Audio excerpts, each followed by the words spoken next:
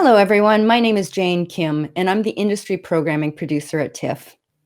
In celebration of Asian Heritage Month, we're thrilled to welcome you to Industry Perspectives, Workin it as an Asian Canadian content creator. As you join us today, we want to encourage you to reflect on the land that you're on, who the traditional keepers of the land are, what the treaty relationship is, or if it's unceded territory. We're located on the treaty lands and territory of the Mississaugas of the Credit and the traditional territory of the Anishinaabe, the Wendat, and the Haudenosaunee. The territory is within the lands protected by the Dish with One Spoon Wampum Belt Covenant and is home to many First Nations, Inuit, and Métis people. We are grateful to work on this land. Today, our guests, Romeo Candido, Fazia Mirza, Shasha Nakai, and Joyce Wong, are filmmakers who know how to push their projects and careers forward. They'll talk about approaches to creative endeavors, and they'll examine the state of media institutions and what changes are needed to help elevate the work of diverse filmmakers. Today's perspectives will stream on YouTube and TIFF Industry's Facebook and Twitter channels. I'd like to thank our lead sponsor, Bell, major sponsors RBC, L'Oréal Paris, and Visa, as well as our major public supporters, the Government of Canada, the Government of Ontario, and the City of Toronto. TIFF Industries programming is generously supported by Ontario Creates and Telefilm Canada. And tonight's event is presented in partnership with Toronto Real Asian International Film Festival. Moderating the talk is Jennifer Shin, the recently appointed Director of Development Comedy at CBC and the board co-chair of Toronto Real Asian International Film Festival. We're honored to host this outstanding group of filmmakers, all recent alumni of TIFF Industry's talent development programs. So to get things started, I'll now hand it over to our moderator. Jennifer, welcome, and thanks for joining us. Thank you, Jane, for the land acknowledgement. To add to that, I also like to acknowledge that 1 year anniversary of George Floyd's murder. May we honor his life and always be reminded of the bigger picture, and to always hold ourselves and our communities accountable in identifying and rectifying anti-Blackness and the ways in which we uphold the same system that holds us back. Moving into our solidarity as we seek equity in the film and television, which is what we're all here to talk about today. With that said, I'm really excited to be moderating the panel tonight in celebration of Asian Heritage Month. We've brought together some incredible Asian Canadian writer-directors for a special conversation this evening. Before we get into it, let me introduce some of the esteemed guests. We've got Romeo Candido, who is a multi-hyphenate of many varying degrees of writer, director, performer, you name it. He, had a feature script, Only Have Eyes, which was developed through the 2020 TIFF Writer Studio. He was a coordinator on Kim's Convenience. He was a writer on Second Gen, on Netflix's Another Life. He was a senior producer of CBC Arts. He, is currently developing a musical comedy drama, Top Line with Shaftesbury. Man, what a resume. Welcome, Romeo. Hi, happy to be here. Up next, we've got, Shasha Nakai, who has a feature film, Scarborough, which was developed through the 2020 TIFF Talent Accelerator program. It's an adaptation of Catherine Hernandez's award-winning novel. It's currently in post-production, and it's being co-directed with her partner, Rich Williamson. Shasha has also had an incredible, filmmaking career, traditionally in documentary. Her Scarborough is her first dramatic film after 10 years of experience in documentary. She's done a handful of projects that have been nominated for Canadian Screen Awards, the Golden Sheaf Award, has been in the TIFF Top 10. She's been shortlisted for an Oscar. Welcome, Shasha. So we've got the award-winning actor, writer, director, Fazia Mirza here. She developed her feature script, Me, Myself, and Sharmila in the 2020 TIFF Filmmakers Lab and Writers Studio. It's based on her one-woman play, which is currently in production, both in Canada and in Pakistan for 2022. She has an incredible career where her feature film Signature Move, world premiere at South by Southwest. She's also written on CBS's show that was produced by Ava DuVernay, and she currently has a short film that is being produced by Paul Feig, which is pretty rad. And she also is a director on the web series Hidden Canyons, which has 2 million plus views on TikTok. You guys are all such an incredibly impressive group. So I'm so lucky to be here with you. Welcome, Fawzia. Thank you so much. Yes, happy to be here. It's our month. It is our month. And then up next is a bit of a drag. Her name is Joyce Wong.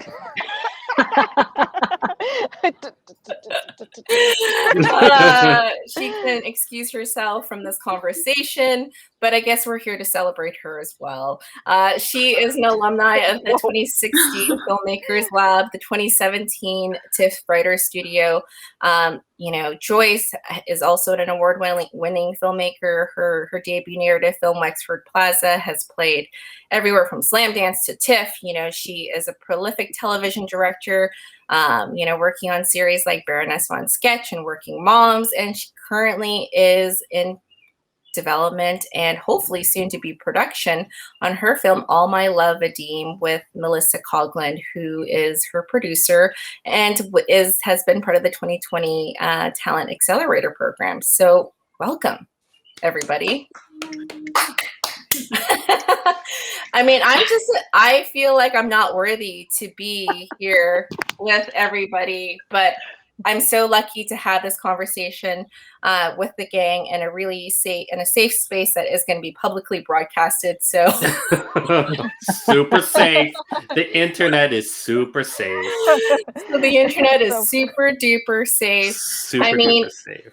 I think we got a rundown of who you guys are, but I actually would just love it if you guys can share a little bit about what your current projects are and what your and why what inspired you to bring these projects to life. We can start with Romeo, since he was the guy I kicked off with first.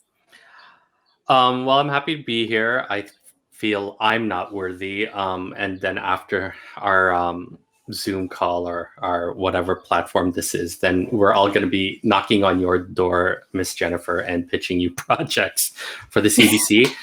Please do.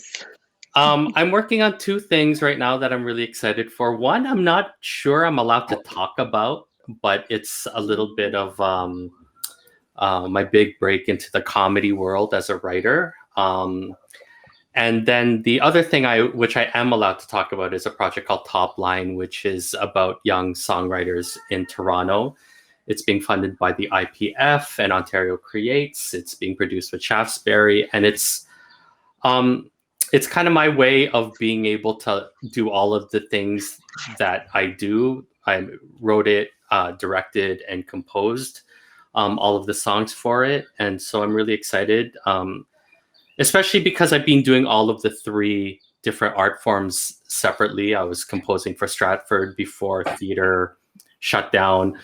I was writing for a Netflix show called Another Life, and then I directed a show called Second Gen. So I never the twain shall meet, but with Top Line, I get to bring all of the skill sets together, and I'm really excited about shooting that in September.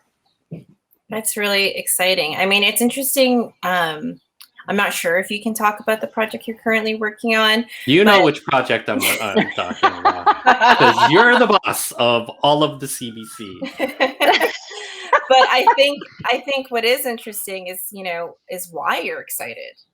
I'm excited. Yeah, I'm excited because both projects, both with CBC, will center Filipino characters. And if you had told me at any time in my life that I'd be working on 2 projects that will tell Filipino stories, I would not have believed you. I've for the last 5 years when I was working at CBC Arts, I would sneak in Filipinos, and it was always a conflict of interest because they're all people I know. Sneaking in Filipinos. I think I literally put more Filipinos on the CBC than any single human being of all of creation. But that was on the doc side. But my ambitions have always been with narrative. And so the fact that I'll be working on 2 projects that will center Filipino characters is, I never would have thought that would have happened. And they're both extensions of who I am. I get to I get to put my own experience in these characters, and they're so different, these projects, but they're pretty awesome. It's so great. I mean, I feel like this is a good segue to Sasha. Speaking of Filipinos. Speaking of the Filipinos. In my window, you guys are next to one another, so it's a natural progression. Sasha, Romeo actually did sneak me into CBC as well, so that's a great segue. At the moment, I have a feature that's in post called Scarborough. It's an adaptation of a wonderful story book by Catherine Hernandez, who also wrote the script. And it's shot documentary style over the course of an entire school year, and it follows 3 children as they become friends, find community and resilience at an underfunded reading program. And so we're just finishing up that. And today was first day of shooting, actually, on a comedy series I'm producing called Next Stop. Also I'm really lucky. I'm also really lucky to be working with Amar Walla on that. So that's currently taking up my bandwidth. That's what I'm focusing on right now. I mean, I'm going to circle back to you, Sasha, because I know your project went through the Talent to Watch program, but would love to hear about your experiences working through that program. But before we do that, I'm going to throw to Joyce, where I want to know what's going on, what's happening, what are you currently working on? Because you're a busy woman. I'm doing stuff, lots of stuff. I'm on a really funny TV show right now. I don't know if I'm allowed to talk about it. I guess I'll just err on not talking about it, but I think you know which one I'm on, Jen. Because you're at the CBC. Because she's the boss of CBC. She knows everything. But I'm also in kind of soft prep for my next feature right now that we're hoping to shoot in the fall. It's called All My Love Adeem. It's a dark comedy feature film. And it's about this 16-year-old teenage girl who befriends a bullied loner and ends up being bullied into pretending to be his girlfriend. And she gets sucked into this kind of awkward, cringe-worthy, cringe comedy kind of world where she, more and more and more and more insane things are asked of her, in terms of kind of both just emotional labor that she does, and also just getting sucked into kind of this world. So I'm working on that and really excited to hopefully shoot it, pending all our funding kind of comes through, so that's what I'm doing. And also in the process of pitching a series with Avalon Television, and so that's kind of cool. Going through that whole process of just having a lot of work kind of at this beginning stage it's just really fun because it's all still blue sky. Everyone loves the idea. There's no budgetary problems yet, so or availability problems, and so it's kind of in this rose tinted kind of point right now. Well, that's exciting. I feel like development is a really, especially in the pandemic specifically, where I feel like a lot of creators are going back to development and spending time and having sort of the freedom and autonomy to be able to focus in on their work in that capacity, and blue sky it to a certain degree. But to that end, speaking of blue skies, ahead, Fazia. These are my transitions. I know they're corny, guys, but yes, I love them. I'm dying to know what you're currently working on, truly, like, and obviously the rest of the world, and by the world I mean the internet world, is curious to know, what projects you've got going, where's your future at, and Well, I feel like I sort of want to be like Dear Diary. Like that's what it feels like right now. Dear Diary. I am definitely, I feel like everyone in this group relates, definitely a bit of a workaholic. So, always sort of juggling and hustling on a bunch of different things at various stages. But, and I work in Canada and the US. So I'm developing some TV in the US.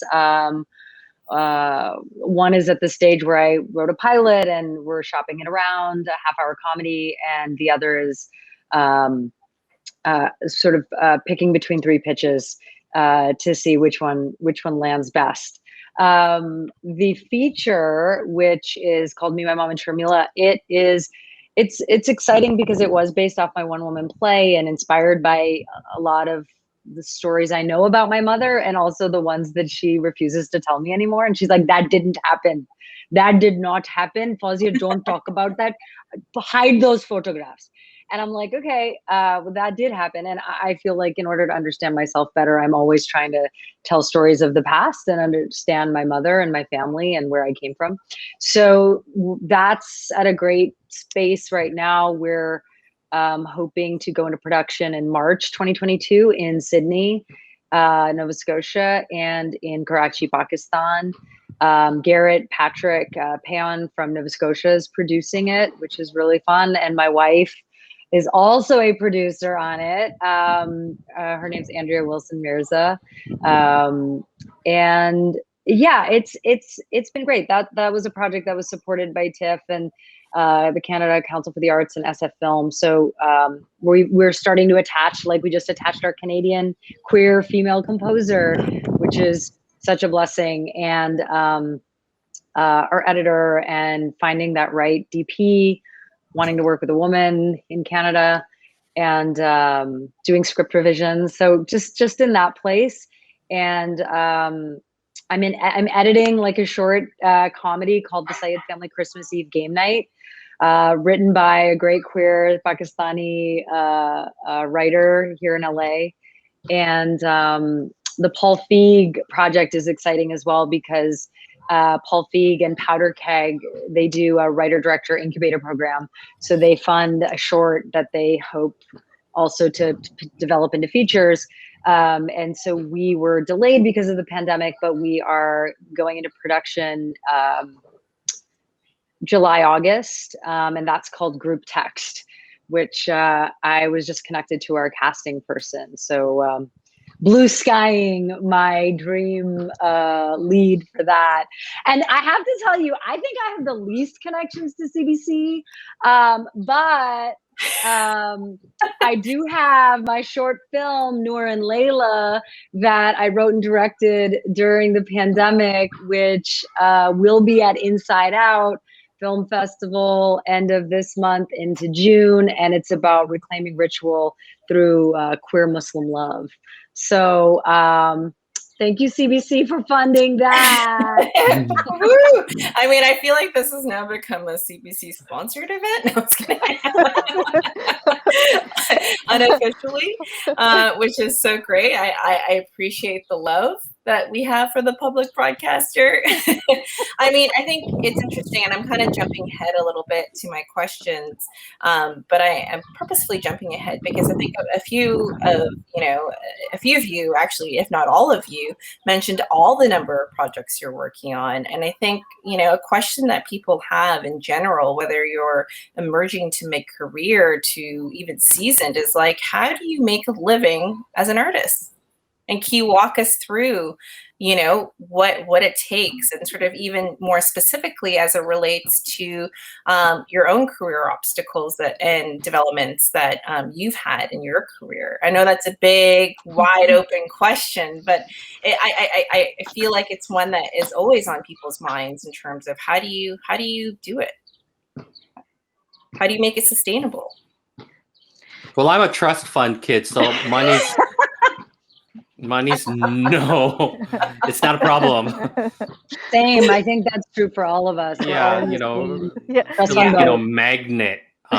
I'm the son of a Filipino shipping heir. I don't know, directing network television, like directing CBC shows.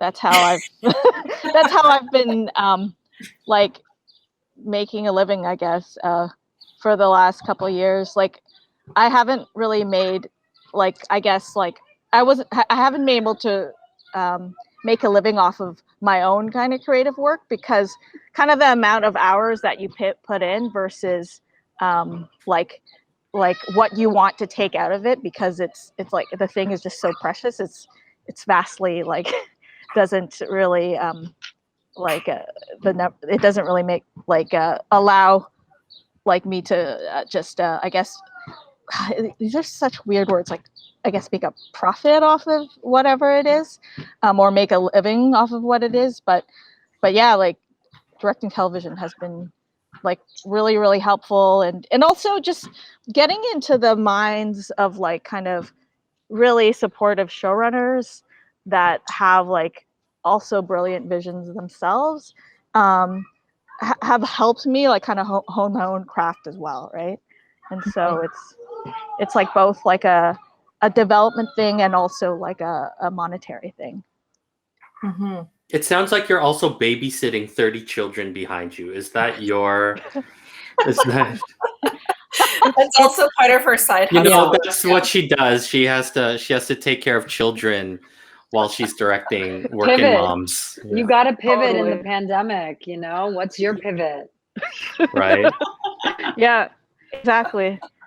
We've got to be multi-hyphenates, and my multi-hyphenate is director babysitter.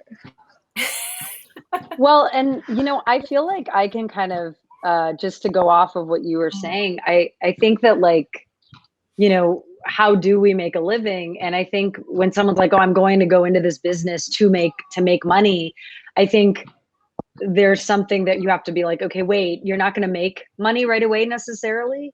Like maybe some people do, but really you should either be in another job for a bit or have savings, because the typical roadmap for people is, one, there is one, and two, you might not make money right away. And even if you do make money right away, how long might that last? The second job might take a minute. The third job might take even longer. Like, Yeah. you know, I think there's this sense that people have that, well, once you've written on one TV show or once you've directed one thing, that you're in it. You're just doing it. And then you realize that the industry is actually a pyramid scheme. And you're like, wait a minute, hold on. There is no, like, there's to actually have longevity is a very different kind of track in this business, and we have to not necessarily get our complete fulfillment from the work that we put into making money and making a living off of this, because there are so many ups and downs. You know, their development can be arduous and taxing and kind of take away from the thing you started out trying to make. So I know personally, you know, I started out as an, you know, actor who then moved into writing. And then I've transitioned in the last year and a half to being a writer director. And some of that for me was also strategic. I was tired of not being able to find queer Muslim brown women to work on my work. And then also you know, I wasn't earning enough of a living as an actor. And so the pivot became also, okay, here's a strategy where I just need to focus and on this path. And, you know, directing for TV is a great, you know, once you get into it, fingers crossed, manifesting that, it's part of my vision board, that is a path. You know, and it's not for everyone, but it's for sure a path of making a living. And, you know, for me also, grants have been a great sustainer, both American grants and Canadian grants. And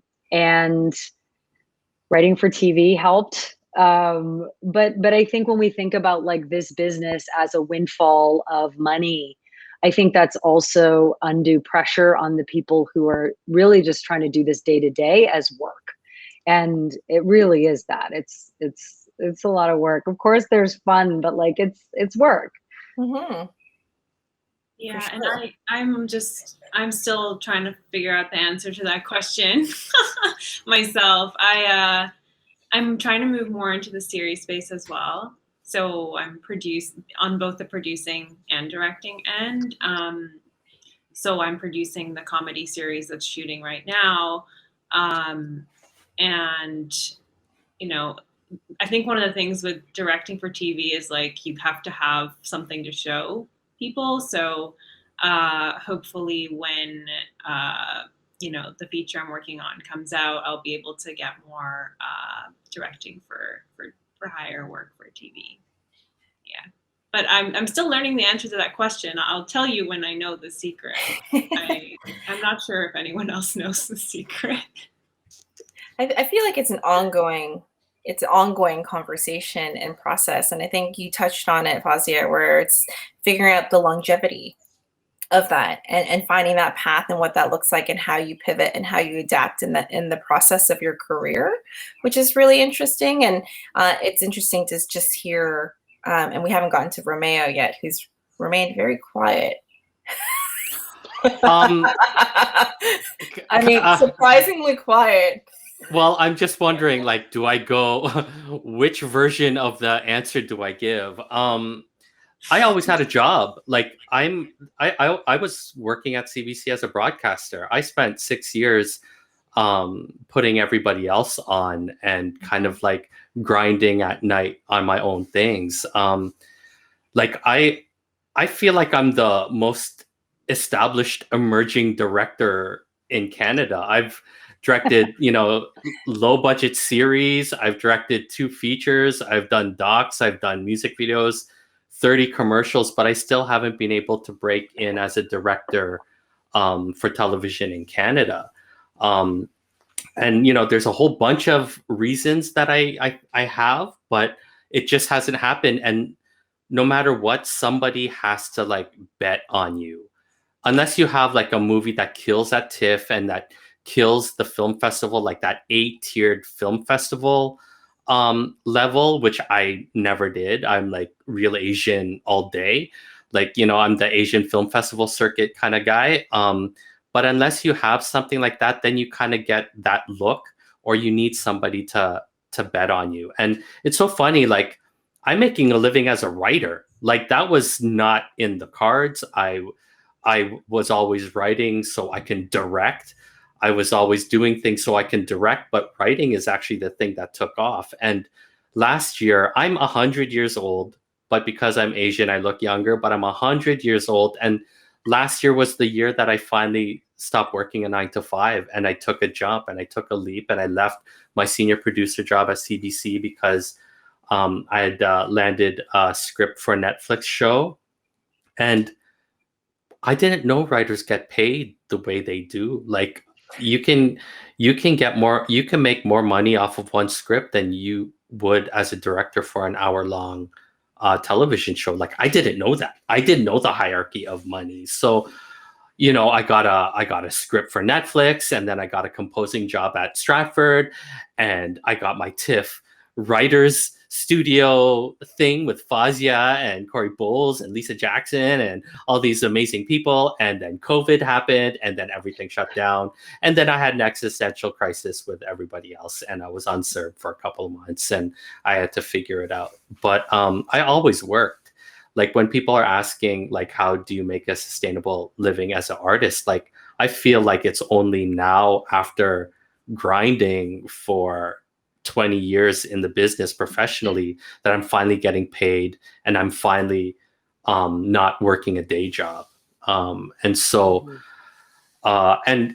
all of that time while working a day job, I was working at developing as a writer. I was directing smaller budget projects. I was composing for my own things. And it's only kind of now that I'm starting to get paid in a couple of those disciplines. And as my agent said, because I was passed over for a lot of directing gigs, I just couldn't get a television directing gig for the life of me. She just said, write your own ticket. And so I started writing my own tickets. So the thing that I do get to direct this year is the thing that I wrote myself. And I feel like that's kind of, and then hopefully that thing will open doors. And if not, then I'll just keep writing. I don't know. But that's where I'm at. I mean, I think you touched on a lot of, thank you for your candor, everybody, because I think it is really important for, I mean, you guys are like, I called out your resumes essentially, and I was just only the tip of your resume, where you guys are such an accomplished group of individuals. And I'm just clocking Sasha's thank you for your Candido, which is amazing. Yeah, that was my polite version of being Candido. So that was... but I think it's important to hear, because I think it's about managing all these things at the same time as you pursue this career and this path, which isn't so straightforward, as you guys have all sort of illustrated and discussed, where it's not so straightforward. And I'm curious, and I think you guys have talked about this, is like, well, how do you prioritize those passion projects with the other things that are happening in your life, and where do you find that balance, and is there a balance? Shotgun not answering that question first. Like, being laser focused on what you want to do, and really taking a moment to properly assess every project before you start working on it. Yeah. Joyce? Yeah, I guess for me, that my own like kind of features has always been the priority. Like that's the whole reason why like I'm doing anything like part of the film industry. I want to just make features that like move people emotionally, that represent people that I can relate to, and tell stories that I really feel like should be told. And so that kind of driving force within is just like that's always the most important thing. So I'll kind of like brush the table aside to kind of just do that when that opportunity presents itself. But it's very few and far between. It's not like every like year you have the opportunity to do a feature or to work on kind of like a series that you have like the vision over. And so yeah, whenever that particular thing happens, then everything else gets canceled in order to facilitate that. I mean, I think that's so interesting because it's like, I know I'm working on, 16 different things, but if one TV project goes, everything else has to stop. It just will by nature of the way it works. I think what I've learned, which I feel like maybe I learned the hard way, is that everything takes time, right? And so even if you have a brilliant idea that somebody amazing is interested in and wants to produce, whether it's a TV show or a movie, it all takes time. Even doing a contract can take months. I sold a pilot I guess right before the pandemic, but it took 6 months before the pandemic, 7 months before the pandemic. And I was lucky that I started getting paid during the pandemic, but it took 7 months from the time they were like, yeah, let's do this, to just the contract being finalized.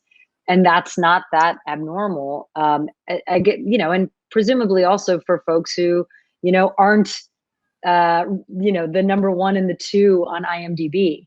And so if everything takes time, there are the priorities of, well, what makes money? What are my ABC kind of projects, and why am I doing them?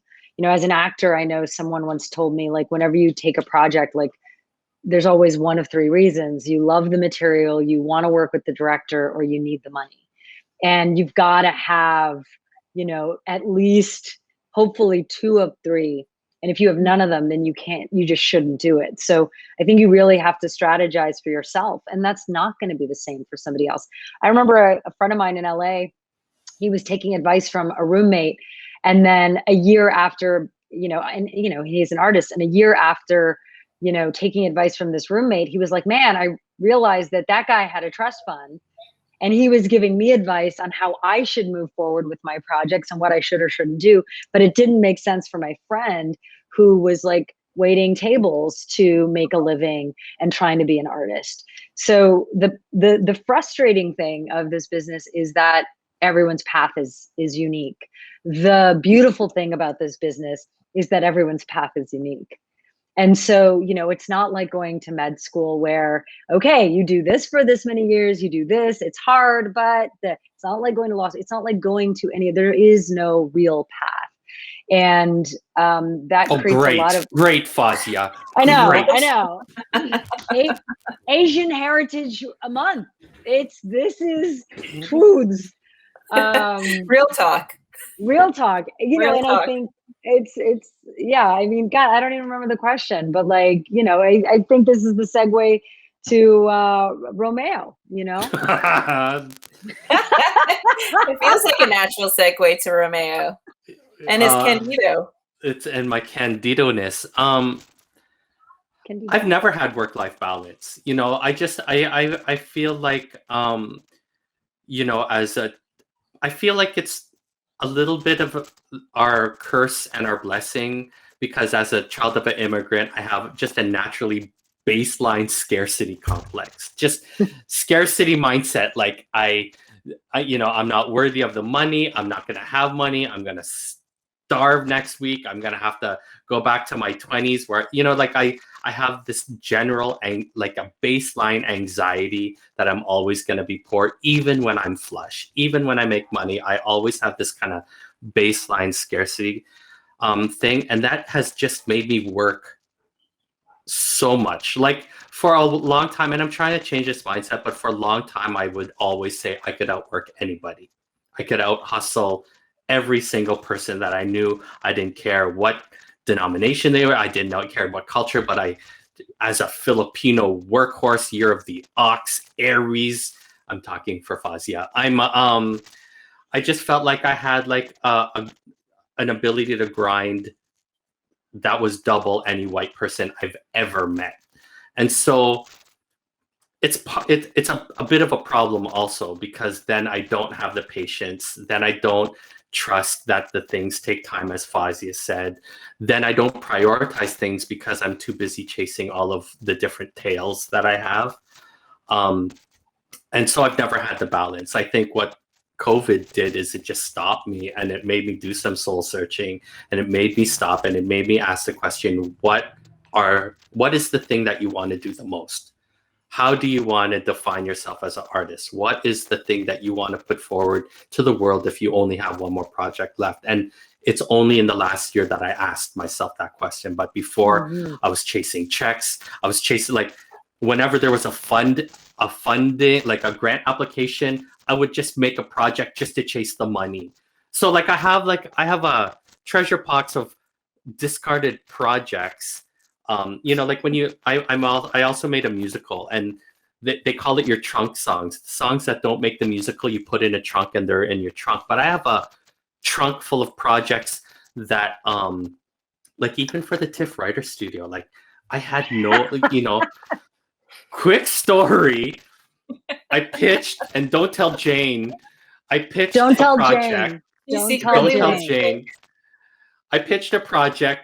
I wrote a sample of of the script, and then when they announced all the people who were in the TIFF Writer Studio, they're like, "Great! Now just hand in your full scripts, next week, and then we can start distributing it." I had no full script. I just had a premise and I had a scene, and so that week I grinded out a script and I hemorrhaged.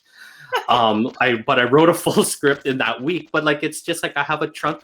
So for anyone who's asking or who's curious, you have to have, I believe my thing as an overworker, Filipino workhorse ox, is you have to have multiple projects kind of cooking. And then each one will have their own time to realization. And sometimes it's the ones that I'm not expecting find the momentum. And the ones that I really want to have happen now kind of don't. And I can't control the karma of all of these projects, but all I can do is just kind of keep them cooking all at the same time. And I'm letting you know more specifically that this came from Jane. So she 100% was listening to that story and how you got accepted into the writer's lab. I told her about it. I think I told her, I'm like, I didn't have a script. I just wrote that shit in a week. Anyways. And the rest of us were just like, great, thanks a lot. We worked, years on this. My nose bled when I was writing. Like the moment I realized in that press conference party that we had to have a full script, Julian was with me. I never had it happen, but I started sweating. Like my body just went into shakes, and I just started sweating, and I just like, great. Didn't you leave I wasn't at the party, but you told me the story. Didn't you leave the party earlier? Because you're like, I gotta go. I left as soon as we were introduced. I grabbed the meatball, a plate of horse nerves, and I was down the escalator eating a meatball. And I'm like, I had to fucking grind the script. Anyways, but that's that, multiple pots in the oven. What about for you, Shasha? Where I know you just are in the process of finishing up your first feature, dramatic feature. How has that process been for you to have to be able to both balance, sort of, as we would call it, sort of side hustles as you're also making your project? How long should I make this answer? Well, I worked on that feature for like 3 years, and I had for about 2 years of the process, I had a full-time job at a documentary production company, and then I'd work on the feature on the evenings and weekends. I then reached a point of like mental burnout where I just had to quit my full-time job, even though I wasn't getting paid on the feature. So I just had to make a break for it and focus fully on the feature. And the way I've come to terms with it now, since, time has elapsed and I've had time to process, is, there's just like a different season for different projects, right? Like there's a season to be okay with low to no pay, perhaps, to pour into a passion project. And then there's a season to make money and make a living. And I'm currently in that season. So just being okay with like having different periods and different times to focus on different things, and trying to move between the two and not get stuck in one. Yeah, for sure. I mean, I think it's interesting, both you and Romeo brought this up about having to make that choice to say, this is my full-time thing, and what that looks like, and having to just be able to dive into it head first so that you can make it your priority. I think that's a difficult decision for a lot of filmmakers, to make that, because it's scary. Yeah. I feel like there's this story of there's this podcast, Script Notes, that's a great screenwriting podcast to listen to, and on it they got a question from a nurse, and this nurse was like, I have a dream of being a screenwriter. I'm a nurse. I want to leave nursing and I want to be a screenwriter. The advice they gave her was, don't leave nursing. Like, if you want, do it on the side first, because it's not that thing right away, and it does take all of this time. And it's like that decision to make that career shift or make it a focus is great, but it's also kind of a privilege to be able to do that, because for the most part, you have to have something going before there's actual income coming in, especially if you're your own, kind of solo breadwinner, as it would be. So I don't know. I always think about that story when we talk about, making that transition into the work. For sure. I mean, it's you don't know until you're in it and how you balance it, and it's to throw yourself right in without actually knowing is also, I understand the impetus to say it's a red flag, don't do it. you know, give yourself, carve out some time so that you can figure it out as it's happening, and until you get to a point to where even just Romain and Shasha, you know, and I know, I'm sure it's the same thing for Fazia and Joyce, where it's like you had to make that concerted choice, you know, and say, actually, no, this is where I'm going to devote my time and energy. I mean, I'm going to, you know, take a bit of a pivot, but not really, because I think, you know, this is just part of the greater conversation about, you know, the group as filmmakers. I'm just so curious in terms of, you know, how you think, you know, and this feels like a big question. So brace yourselves.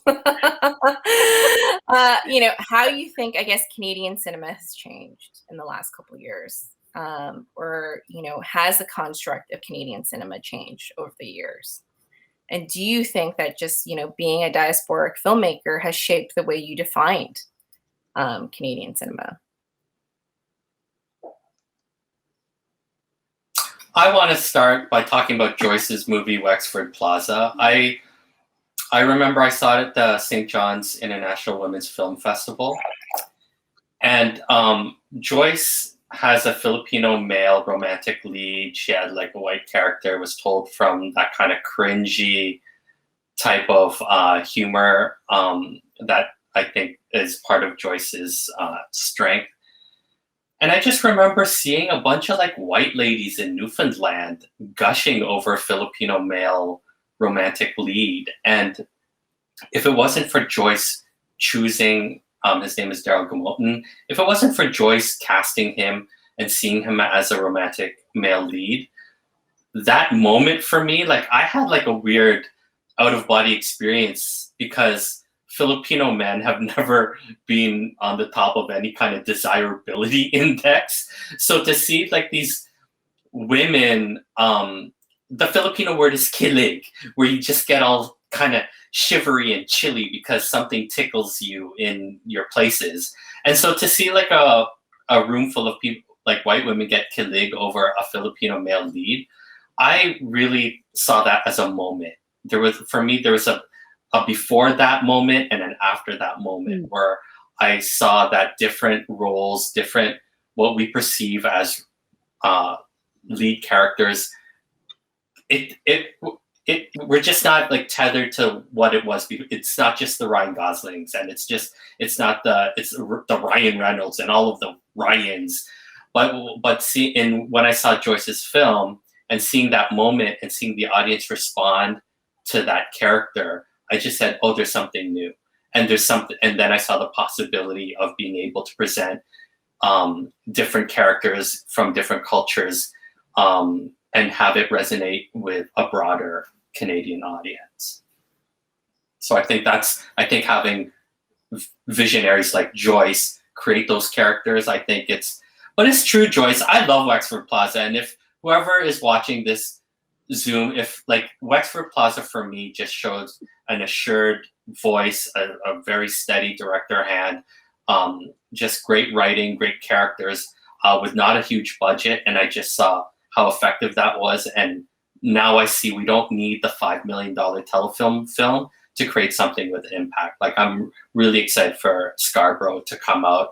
I think these like lower budget films told by really smart directors, racialized directors, queer directors, Indigenous directors. I just feel like these voices are going to bring something new to the table and redefine what I thought Canadian cinema was, which is like Adam Ogoyan and movies that I will never watch.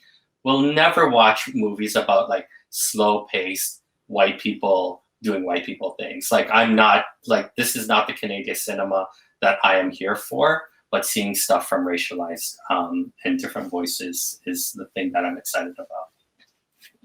I mean, that's like, to that point, I mean, we have seen specifically in light of the anniversary of George Floyd's death. It's been a year. We've seen, the anti-Asian hate that's been prevalent, during the course of the pandemic.